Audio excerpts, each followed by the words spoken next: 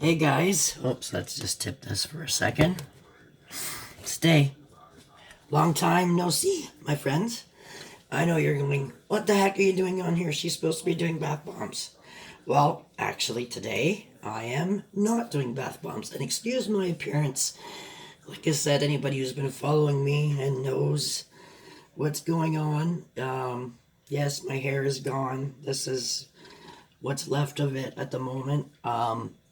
It is growing back in certain spots, and you probably can't tell, but wherever it's growing in now, it's white. I still have, if you can see that, I don't know if you guys can see that because I'm not looking, but it's growing in.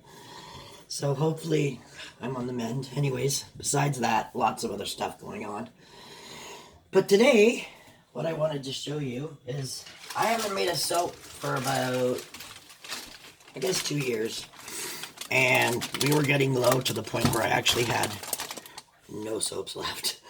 And my husband loves my goat's milk charcoal soap. So I made a goat's milk soap yesterday. Let's see if I have any gloves here. Okay, hold on. I have to get some gloves. Hi, kitty. Alright. Sorry about that. So, anyways, yesterday I made a soap. And okay, wow, big deal. You're thinking, big deal, she made a soap. Well, I'm very excited because I actually did the heat transfer method for the first time, and oh my god, I am in love with it. And I think, depending on how this loaf turns out, I think that's what I'll be doing from now on, is the heat transfer method instead of just the old cold process. But maybe not. I think I'll probably still do some cold process certain things, but I found with this, especially with the charcoal, usually when I do cold process and charcoal, I end up doing the plop and drop. It gets so thick. But doing the heat transfer method, and I guess it depends on the recipe too, because I only really had to melt was the sustainable palm and my coconut oil, which didn't take long at all. And this still feels a little bit oily, as you can see, but that's okay. So I'm thinking with another recipe, say like something with cocoa butter or something with some more major harder oils and some shea and all that, that would be ideal because you have a longer period to do. Like, it's so warm. Like, I think I ended up pouring this, it was like at 124, which I don't normally do. Normally I do my lye and I do my oils and then I let them cool off to around the same temperature, about 95, maybe 100, depending on the soap. But with this one, I did the, in case anybody is not familiar with the heat transfer, what you do is instead of having your lye sitting in the sink, bringing it down to temperature, you would measure out your hard oils, measure out your liquid oils, and then you would measure out your lye and your water, and then pour the lye water into your hard oils and let it melt all your hard oils instead of having to nuke it or warm it up on a double boiler or whatever. So I did that, and it's a bit tricky because when you add it, it does sort of give the appearance that's already emulsified, even though it's not, so you don't get to see that color change when you're stick blending. So it is a bit tricky that way, but I did find it was fluid longer, which was nice, especially if you want to do swirls and stuff. So that's what I did. I did this soap yesterday afternoon, and here it is. It's only 9:30 in the morning, and it's very solid. I didn't add any extra stearic acid, nothing like that. I don't normally do that to my soaps. I just let them do what they do, and go from there. So, you guys are going to be experimenting with me the first time opening this. So, it's a little oily on the edges. Like I said, I was afraid. What I did, okay, when I do goat's milk soap, I take a bit of my lye water before it's lye water, and I reconstitute goat's milk powder. That's what I do. And then I mix my hard oils with my soft oils. I will add in my goat's milk to the main soap batch. Then I have two separate containers, and I mix the one container with my charcoal and a little bit of the oils, not soaping batter, but the liquid oils. So I mix the liquid oils with my charcoal and a little bit of black oxide to give it an extra bit of black. And then I mix a little bit of oils with the mica. This much in one of those beer cups, and then I will add the soap batter in to top it up, mix it all up. But I have a funny feeling I did not mix the mica part as well as I should have, and I can tell by, you can't see this, but it's stuck to the paper as far as the gold mica part goes. But That's okay. I was curious to see what the mica would look like in black, because normally with my charcoal, there it is, she's still warm too. See on my paper there's a bit of gold mica stuff. So normally, and I got a little overheated too. There's a little crack down the middle, but so the only part that's a bit gooey soft is it seems to be is where the gold mica is, but it's just oil. It's not lye. I will double check that with my pH strips, but I'm pretty sure that it's just that. So, and we have no paper towel. All right, I have to go back to my soaping cloth here. And I made a mess yesterday like you wouldn't believe. But, and I promise, you know, shortly I will be doing some bath bombs. Someone asked me to do some heart Valentine's bath bombs because I guess they're having a hard time molding them. So, hold on, everybody hold your ears. So yeah, that may be my next video, is doing heart bath bombs. So anyways, this is my 1 bar cutter. I got this from AliExpress, believe it or not, for like $38. Super excited and happy about that. So, and it's, they had another one too that was just like this, but it had the planer at the bottom. I didn't get that one. I thought I was getting that one. But anyways, it's got the slots to cut your soaps. There you adjust this and whatever. So let's see. I don't think my bar is going to fit in width-wise. Let's see. I don't think so. We'll probably have to put it on its edge. Yeah, it's too wide. Okay, so we're going to go this way. And, oh, these are going to be big bars. Okay, so I'm going to do the first cut on the edge. This one's always mine. Let's see, we line it up. See if I can do it right. Oh, I lined it up perfect. Okay, I'm dying to see what it looks like on the inside. Not so much on that one, but that's okay. I wanted it very black, and she is very black. It's beautiful. Okay, can you guys see what I'm doing? Not so good, eh? Let's see if I can move this back so you guys can see what I'm doing. Cutting my soap. Lining it up. There, these are big bars. But I like big bars. Alright, let's see. I'm hoping to show you guys a pattern. Oh, soap's a little high. See, I don't know. Did I go through all the way? Nope. I'm going to have to cut this sideways. Okay, so there's no swirl on that one. It didn't show up very much anyways. But there is gold in there. You can barely see it. Okay, so I'm going to use my cutter on its side because I don't want to squish my soap on the top. There we go, that's better. Oh, no swirls yet. Yeah, oh, he's going to climb up on the fridge.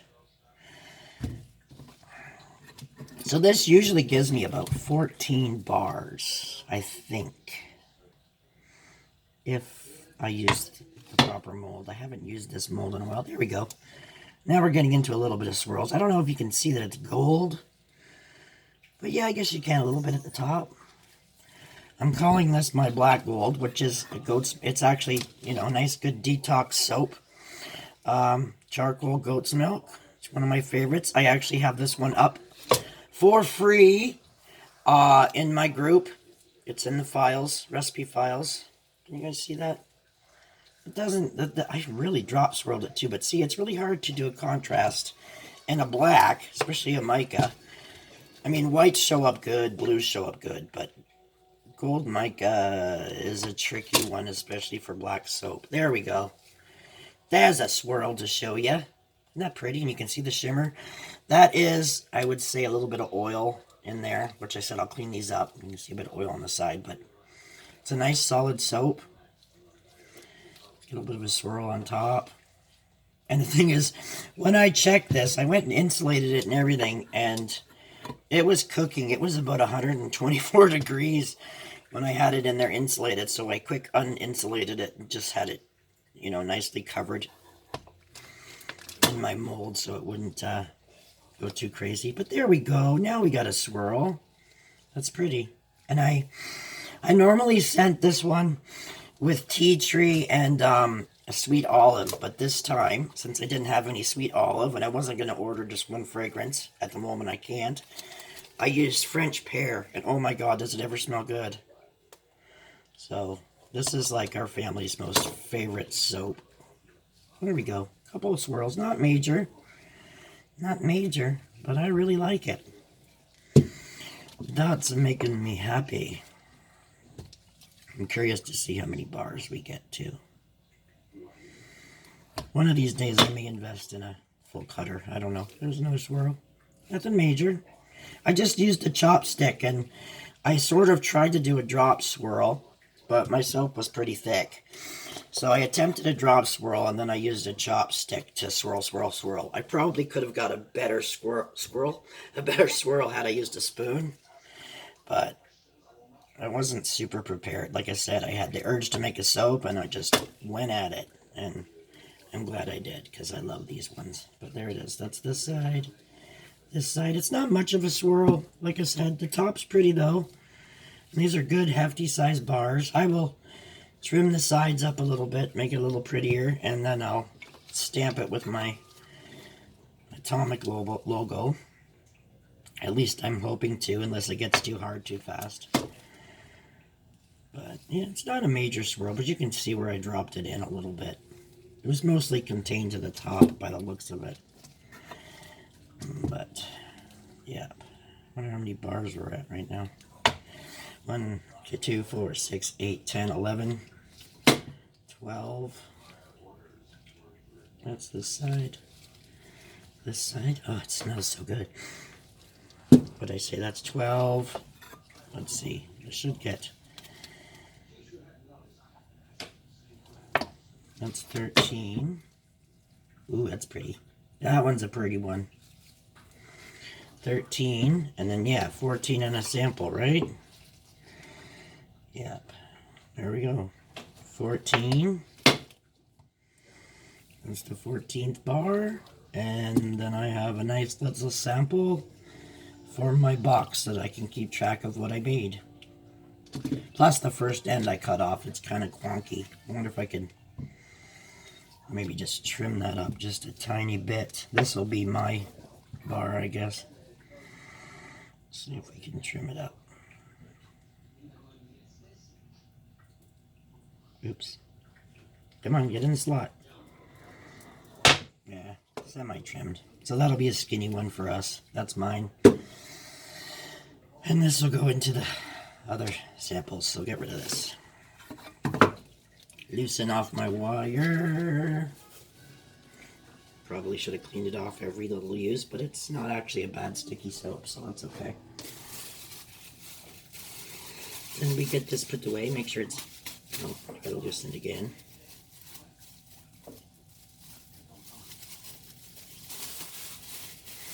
Shane just started... Orion, do you really have to go up on the fridge, dude? Can you guys see him up on the fridge?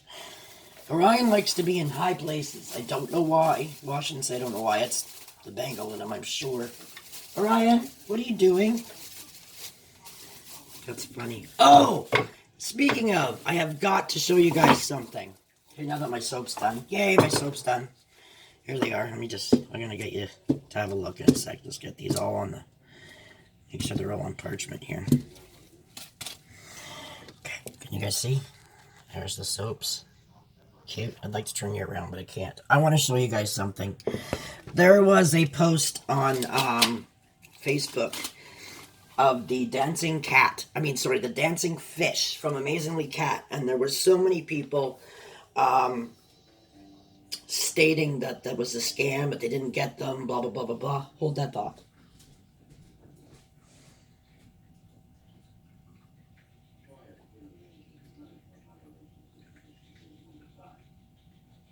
Okay.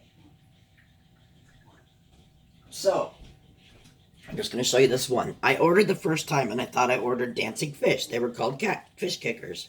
Well, this is the first batch, and these are just big, funny fish stuffed with catnip, and the cats kicked the shit out of them. I thought that these were the cat kickers, because that's how it was advertised. So I bought them, and when I got them, I was pissed off because there was no floppity flippities. So anyways, I messaged them.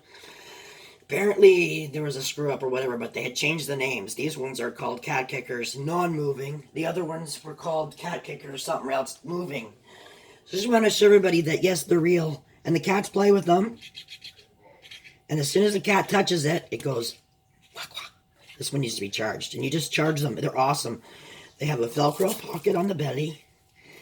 There's a little motor inside. It's got an on-off switch. And they come, each fish comes with a USB cord. Yeah, and they come with a little cool little packet here. This is catnip. It's in a tea baggy thing. You do not open this up because you'd get it in the motor and that wouldn't work good. So you just stuff it in the side of your fish like so. Here, stuff it. Look at Orion watching. Stuff it in the side of the fish, and then when your cat touches the fish, it wiggles. I think I need one that's got Orion. I'm going to grab the other one. This one needs to be charged. So, anyways, here's one. This one's charged. So every time the cat touches it, my one cat, Fury, was carrying it around the house. It was funny. It was flipping. So every time they touch it, it wiggles. Okay, it's doing this flip first. If it stops, give it a sec. Every time you touch it, it has a different movement. It's the funniest thing in the world. What's this, Ori? Is this your fish? Can you guys see him? Smack, smack, smack, smack. Smack, smack, smack. So anyways, they are a legit company. I just wanted to share that with you. These things are freaking as funny as hell. They are entertaining for the cat, but I think they're more entertaining for us. So I just wanted to show you guys that are in doubt of the Amazingly Cat. They're real. It's not a scam. You actually get your fishes, okay? Anyways, guys, just wanted to show you that, but I more so wanted to show you my soap and what I've been up to. So this is what I've been up to for the last couple days. And don't worry, I got a new tablet. As you can see, I will be coming back slowly. I am actually waiting for a floor tripod so when I make stuff downstairs in my shop, it'll look up over my shoulder so you guys can actually see what's going on. Stop stealing stuff. That's not your ring to steal, dude. Come on, no. Or you're going for the catnip. You're going for the catnip. So what was I saying? So yes, it has a tripod that stands on the floor. It'll look over top of me so you guys can actually see what I'm doing. Because the GoPro sucks. My computer one, when we did that one last time with the light and stuff, it was so laggy. It was like nobody wants to watch a video that goes, okay? So I'm going to use that for doing bath bombs. I may do a couple videos doing some nails. Because I got some polygel kits. This is a polygel I tried. I did not really like it, but I got it to work. It's just a little lumpy. These two here are different polygels. These two are my favorite, but I still screwed up. I also have magnifying glasses coming so I can see better. So hopefully that will help. But anyways, on that note, Orion, say hello. You want to see? Are you going to scratch the shit out of me? You guys, oh, Jesus, kitty, it's okay. You guys have not seen Orion in a long time. Who's that? He's a scaredy cat. Who's that? He's a big boy now. Such a big boy. I know, and you scaredy cat, go. All right, come here, mister. And then we got Mr. Google here, who's doing so much better, and he's so big. Look at that, furry. This is my grumper. Snorter. Are you snorting? Ooh, did you see that? What was that flew by? Was that an orb? Did you see the orb fly by? Are you looking at yourself? He's looking at himself. Anyways, guys, just want to say hi and catch up, and hopefully I'll see you soon in the bath bomb making video. See you later, guys. Take care.